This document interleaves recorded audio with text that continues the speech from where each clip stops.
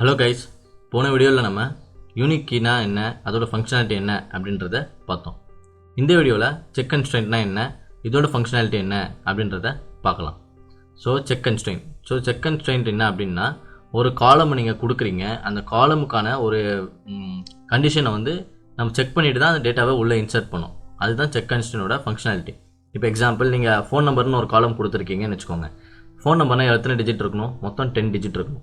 10 டிஜிட்க்கு மேலே இருந்தால் இன்சர்ட் பண்ணக்கூடாது, 10 டிஜிட் கம்மியாக இருந்தாலும் இன்சர்ட் பண்ணக்கூடாது. கரெக்டாக 10 டிஜிட் இருந்தால் தான் இன்சர்ட் பண்ணணும் அப்படின்றது கண்டிஷன் நம்மளுக்கு.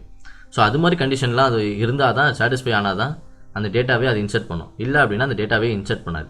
இது மாதிரி நம்ம ஒரு காலமுக்கு கண்டிஷன் கொடுக்குறோம் அப்படின்னா அது வந்து செக் கன்ஸ்ட்ரெயின் சொல்லுவாங்க. ஓகேவா? இது வந்து செக் கன்ஸ்ட்ரெயின் வந்து ஒரே ஒரு காலமுக்கு தான் வந்து செக் கன்ஸ்ட்ரெயின் கொடுக்கணும் அப்படின்னு கிடையாது. நீங்கள் எத்தனை காலமுக்கு ஆனாலும் நீங்கள் வந்து செக் கன்ஸ்ட்ரெயின் கொடுத்துக்கலாம்.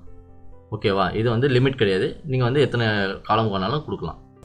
ஓகே, இதுலேயும் அதே மாதிரி காலம் லெவல் செக் கன்ஸ்ட்ரெயின் இருக்குது, டேபிள் லெவல் செக் கன்ஸ்ட்ரெயின்ஸ்லாம் இருக்குது.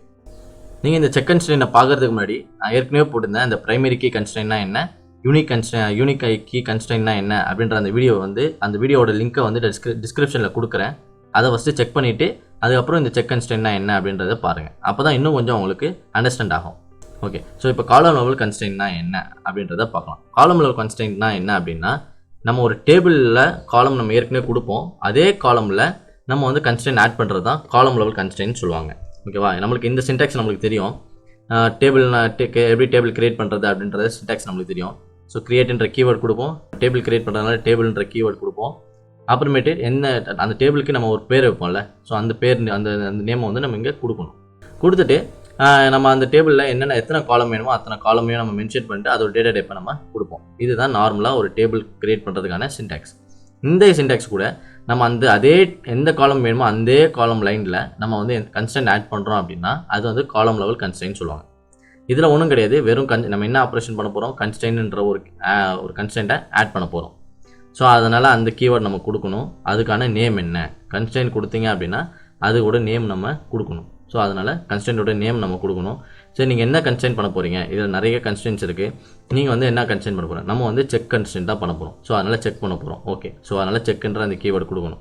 நீங்கள் எந்த காலமில் இந்த செக் கண்டிஷனை யூஸ் பண்ண போகிறீங்க, நம்ம வந்து ஒரு காலம் கொடுக்கணும். நம்ம வந்து இப்போ இங்கே ஒரு காலம் கொடுத்துருக்கோம் அப்படின்னா அதே காலம் நேமை இங்கே கொடுத்துட்டு என்ன கண்டிஷன், என்ன மாதிரி கண்டிஷன் நீங்கள் கொடுக்க போகிறீங்களோ அது மாதிரி கண்டிஷனை நீங்கள் இங்கே மென்ஷன் பண்ணணும். இதோட எக்ஸாம்பிள் நம்ம பார்க்கலாம், இன்னும் கொஞ்சம் உங்களுக்கு பெட்டராக இருக்கும். இப்போ நான் ஏற்கனவே சொன்ன மாதிரி யூசர் அண்டர்ஸ்கோர் கன்ஸ்ட்ரெயின்ட்டில் நீங்கள் போய் பார்த்தீங்கன்னா இந்த டேபிளில் உங்களுக்கு ஏதாவது கன்ஸ்ட்ரெயின்ட் கிரியேட் ஆயிருக்கா அப்படின்றத நீங்கள் வெரிஃபை பண்ணிக்கலாம். அதே மாதிரி நான் இந்த டேபிள் EMP1 வச்சுருக்கேன். இதுக்கு முன்னாடி நான் ஃபஸ்ட்டு இந்த டேபிளில் போய் கொரி பண்ணி பார்க்குறேன், ஏதாவது கன்ஸ்ட்ரெயின்ட் இருக்கா அப்படின்றத பார்க்கலாம். எனக்கு பார்த்தீங்கன்னா இந்த டேபிளில் எந்த கன்ஸ்ட்ரெயின்ட்டுமே இல்லை. அதனால் எனக்கு எம்டியாக வருது. ஓகேவா? இப்போ நம்ம வந்து டேபிளை கிரியேட் பண்ணலாம் ஃபஸ்ட்டு. டேபிள் கிரியேட் பண்ணுறதுக்கான சின்டாக்ஸ் இதுதான் டேபிள் கிரியேட் பண்ணுறதுக்கான இது நம்ம நார்மலாக இது வரைக்கும் வந்து நம்ம நார்மலாக எப்படி டேபிள் கிரியேட் பண்ணுவோம் அப்படின்றத நம்ம நார்மல் டேபிள் கிரியேஷனான சின்டாக்ஸ். உங்களுக்கு டேபிள் எப்படி கிரியேட் பண்ணணும் அப்படின்றது தெரியல அப்படின்னா அதோட வீடியோவோட லிங்க்கை நான் வந்து டிஸ்கிரிப்ஷனில் கொடுக்குறேன், நீங்கள் அந்த இதையும் போய் செக் பண்ணி பார்த்துக்கோங்க. ஓகேவா? இது நம்ம நார்மலாக டேபிளுக்கு வந்து கிரியேட் பண்ணுறதுக்கான சின்டாக்ஸு. கூட நம்ம இப்போ வந்து சேலரி காலமில் வந்து எனக்கு வந்து சேலரி வந்து 2000 மேலே வாங்குறவங்களை ஒண்டி தான் இன்சர்ட் பண்ணணும், 2000 கம்மியாக வாங்குறவங்கள எனக்கு இன்சர்ட் பண்ணக்கூடாது அப்படின்னு சொல்லிட்டு நான் ஒரு கண்டிஷன் கொடுக்குறேன். ஓகேவா? அதுதான் நம்ம இங்கே கொடுக்குறோம். எனக்கு வந்து கன்ஸ்ட்ரெயின் ஆட் பண்ண போகிறேன். அந்த கன்ஸ்ட்ரெயினோட நேம் என்ன, EMP-CK, அதாவது EMP செக் கன்ஸ்ட்ரெயின் அப்படின்னு கொடுக்குறேன். நம்ம என்ன ஆப்ரேஷன் பண்ண போகிறோம், செக் கன்ஸ்ட்ரெயின் ஆட் பண்ணுறதுனால செக்ன்றது கொடுக்கணும். எந்த காலமில் நம்ம ஆட் பண்ண போகிறோம், நான் வந்து சேலரி காலமில் ஆட் பண்ண போகிறேன். அதனால் சேலரின்ற அந்த காலம் நம்ம எந்த காலமில் கொடுக்குறோமோ அதே காலம் இங்கே கொடுத்துட்டு எனக்கு சேலரியில் வந்து கிரேட்டர் தென் 2000 இருக்கணும். ஓகேவா? நான் இன்சர்ட் பண்ணுற வேல்யூ வந்து கிரேட்டர் தென் 2000 இருக்கணும். இருந்தால் ஒண்டி எனக்கு டேட்டாவை இன்சர்ட் பண்ணு அப்படின்றத நம்ம கண்டிஷனாக கொடுத்துருக்கோம். ஓகேவா? இப்போ நம்ம இந்த டேபிளை கிரியேட் பண்ணுவோம். எனக்கு வந்து டேபிள் கிரியேட் ஆகிடுச்சு. இப்போ நம்ம யூசர் அண்டர்ஸ்கோர் கன்ஸ்ட்ரெயின்ட்டில் போய் பார்த்தோம் அப்படின்னா எனக்கு வந்து நம்ம கொடுத்த அந்த EMP-CK அப்படின்ற இந்த கன்ஸ்ட்ரெயின்ட் நேம் வந்திருக்கு. ஓகேவா? இது வந்து கன்ஸ்ட்ரெயின்ட் டைப்னா இது என்ன டைப்ன்றதை காட்டும். அதாவது இது வந்து பிரைமரி கீயா, இல்லை செக் கன்ஸ்ட்ரெயின்ட்டா, இல்லை யூனிக் கன்ஸ்ட்ரெயின்ட்டா, அது மாதிரி உள்ள இதை இங்கே காட்டும். அதனால தான் இதை வந்து சீன் கொடுத்துருந்தா இது வந்து செக் கன்ஸ்ட்ரெயின்ட் அர்த்தம். ஓகேவா? டேபிள் நேம் வந்து EMP1. நம்ம எந்த டேபிள் கிரியேட் பண்ணியிருக்கோம், EMP1ன்ற டேபிளுக்கு தான் கிரியேட் பண்ணியிருக்கோம். ஓகே, நம்ம என்ன சர்ச் கண்டிஷன் கொடுத்துருக்கோம் அப்படின்றதையும் இது நம்ம மென்ஷன் பண்ணிக்கோம். இது பாருங்கள், நம்ம சேலரி வந்து கிரேட்டர் தென் 2000 கொடுத்துருக்கோம். நம்ம அதே கண்டிஷன் தான் நம்ம இங்கே கொடுத்தோம். ஸோ அதனால் அந்த சர்ச் கண்டிஷன் என்ன அப்படின்றதையும் அது இங்கே வந்து நம்மளுக்கு டிஸ்பிளே காட்டும். ஓகேவா? அடுத்தது நம்ம இது யார் கிரியேட் பண்ணால் அவங்களோட இது என்ன அப்படின்னு சொல்லிட்டு இங்கே நிறைய கேட்கும். ஸோ இதில் வந்து ஜென்ரேட்டட் பார்த்தீங்கன்னா யூசர் ஜென்ரேட்டட் அப்படின்னு வரும். ஸோ அதாவது யூசரே வந்து இந்த நேம் கொடுத்துருக்காங்க அப்படின்ற அந்த டீட்டெயில்ஸ் எல்லாமே போனீங்கன்னா இந்த user_constraintல வந்து இந்த டீட்டெயில்ஸ் எல்லாம் நீங்கள் பார்க்கலாம். இப்போ நம்ம வந்து இந்த டேபிளோட ஸ்ட்ரக்சரை வந்து query பண்ணி பார்க்கலாம்.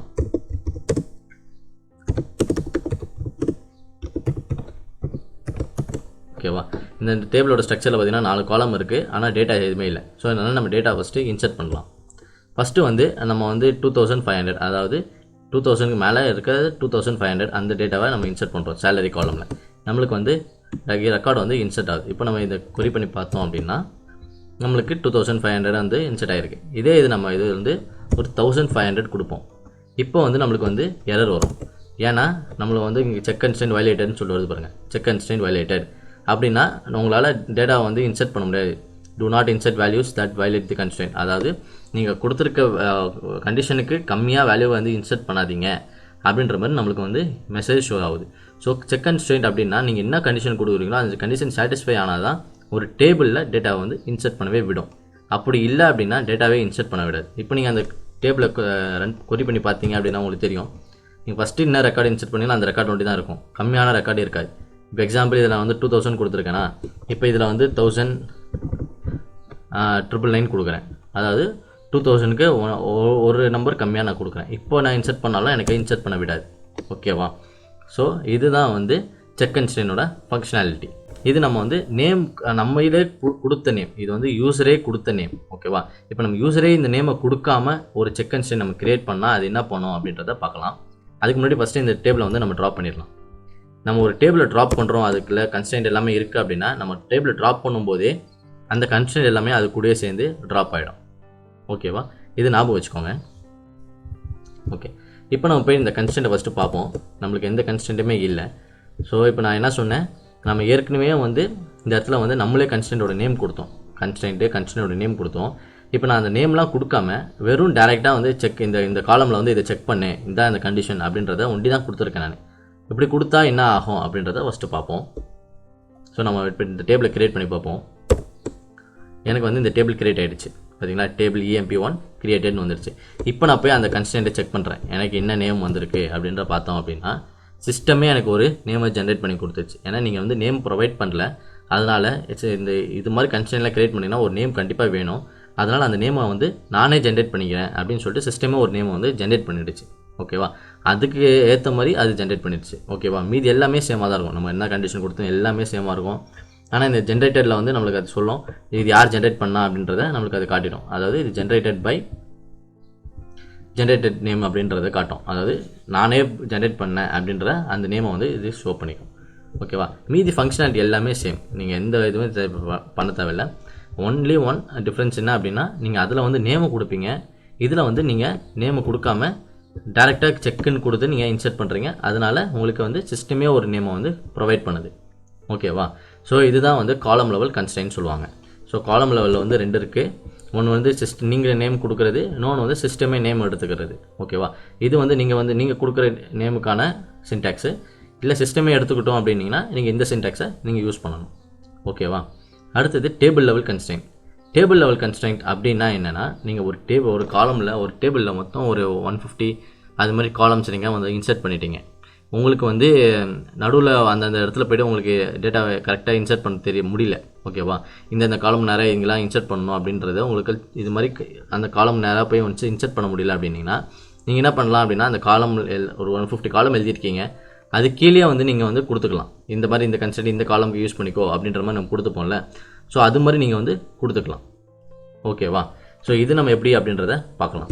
ஸோ டேபிள் லெவல் கன்ஸ்ட்ரெயின்ட், அதுக்கு முன்னாடி நம்ம இந்த டேபிளை ட்ராப் பண்ணிடலாம். ஓகே, ஸோ டேபிள் லெவல் கன்ஸ்ட்ரெயின்ட்னா இதுதான் டேபிள் லெவல் கன்ஸ்ட்ரெயின்ட். இது நார்மலாக நம்ம டேபிள் கிரியேட் பண்ணுறதுக்கான சின்டாக்ஸு. ஸோ இதெல்லாம் வந்து காலம் நேமு, இதெல்லாம் வந்து அதோட டேட்டா டைப்பு, அதோட லென்த்து. ஓகேவா?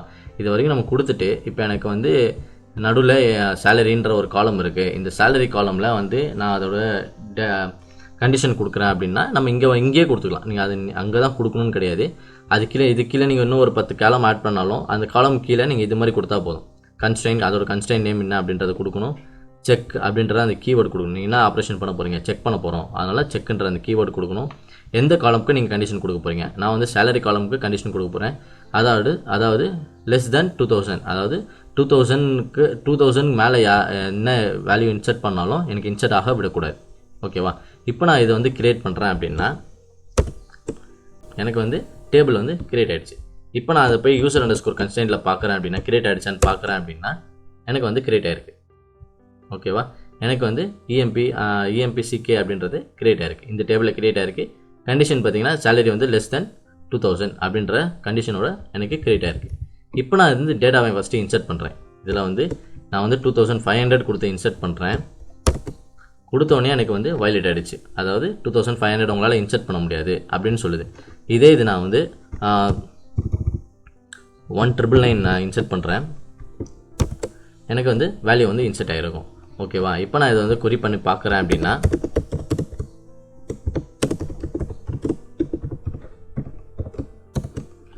எனக்கு வந்து அந்த வேல்யூ வந்து இன்சர்ட் ஆகிருக்கும். ஓகேவா? இது வந்து ஃபங்க்ஷனாலிட்டி எதுவும் மாறாது. நீங்கள் கொடுக்குற விதம், அதாவது நீங்கள் எழுதுகிற கோடிங் அந்த ஸ்டைல் தான் இதில் வந்து சேஞ்ச் ஆகும். ஓகேவா? காலம் லெவல்னால் நீங்கள் வந்து காலம்லேயே கொடுத்துருவீங்க. என்ன பண்ண போகிறோம் அப்படின்றத காலம்லேயே கொடுத்துருவீங்க. டேபிள் லெவல்னால் அது கடைசியில் நீங்கள் கொடுப்பீங்க. ஓகேவா? இதுதான் காலம் லெவலுக்கும் டேபிள் லெவலுக்கும் உள்ள டிஃப்ரென்ஸ். நம்ம இந்த செக் கன்ஸ்ட்ரெயின்ட்டோட ஃபங்க்ஷனாலிட்டிலாம் பார்த்தோம்.